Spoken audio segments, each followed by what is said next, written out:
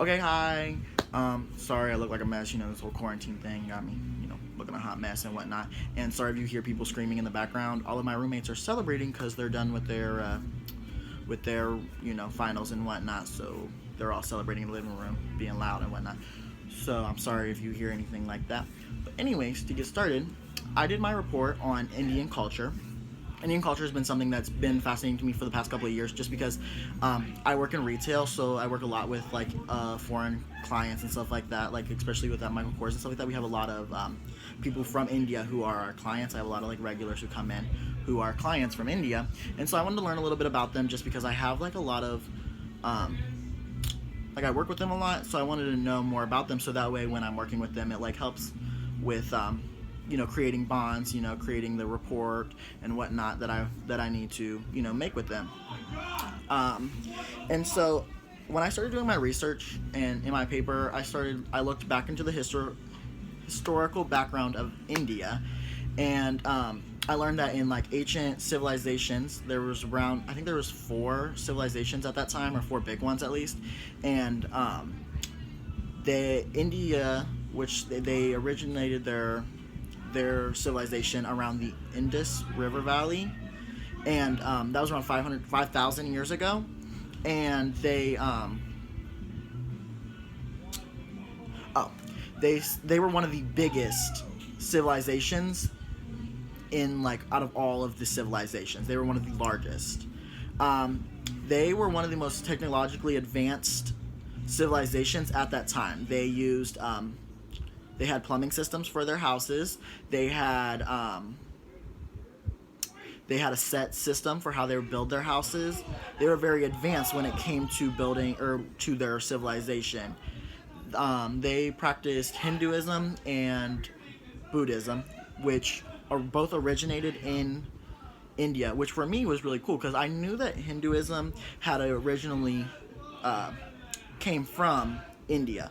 But Buddhism, I always thought, like the big, chunkier man, like I thought that it was from like China. You just always see them at like Asian restaurants and whatnot. So I always just imagined that they came from China.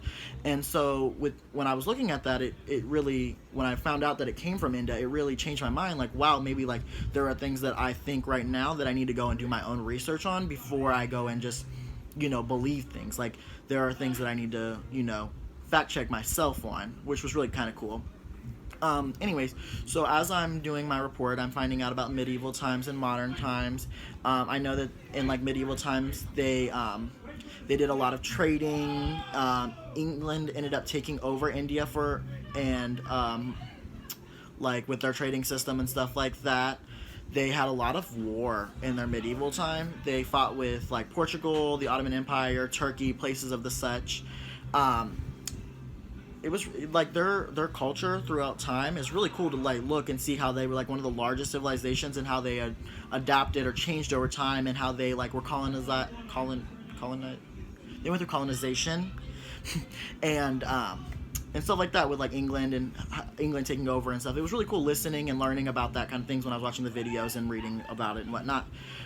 Some of their major signifiers when I was looking were like the bindi, I think is how it said, which is the red mark on their forehead. And I have always wondered what that is from. Like that's always been something that's interested me, especially with my clients and stuff. And I found out that it actually signifies that they're married, which is kind of really cool. Like, I mean, in America, like you don't know who you're hitting on, like you can just whatever, they could be married and whatnot. But in India, like it just like it like shows like, no, I'm taken, like I'm in a relationship, which is really cool to me, like because like I just think that's really cool with a relationship.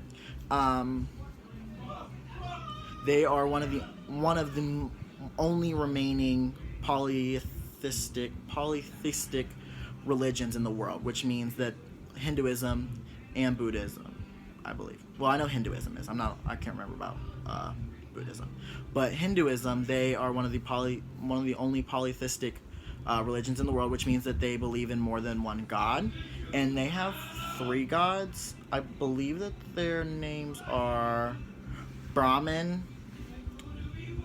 Vishnu, and Shiva. Brahman is the creator, Vishnu is the preserver, and Shiva is the destroyer, which is really cool because like Shiva is a girl, and then she's like this like killer, like she does like all this really cool stuff, like she's like crazy and she's blue and she has like a bunch of arms and like a bunch of heads. It's really cool if you get to like look at a picture of her. It's awesome to get to like look at that and like see like their gods and stuff like that. When looking at Hinduism, or well, Indian culture in general, cows are considered sacred, and so they believe in Hinduism. They believe in reincarnation, and so if you have a good life, you either come back as another person, or if you have a really good life, you come back as a cow because they're considered sacred. And so, but if you have like a poor life and you're not like you do bad stuff, you come back as either a bug or a pig, which I think is really cool because like if cows are considered sacred and then like as a person you're just a person, but if you do bad things then you're considered a pig, or you come back as a pig, which is like, you know, they're dirty, they're gross, you know, people are consistently recognizing them as just dirty and gross and being a pig, or a bug, which is like small and you can just like get squashed, you know, like things like that. So it was really cool getting to like see that kind of stuff. And some other stuff I learned about is Buddhism, and they believe in the Four Noble Truths, the Four Noble Truths, and the Eightfold Paths. They go hand in hand, and the Four Noble Truths is life is full of suffering. Suffering is caused by desire.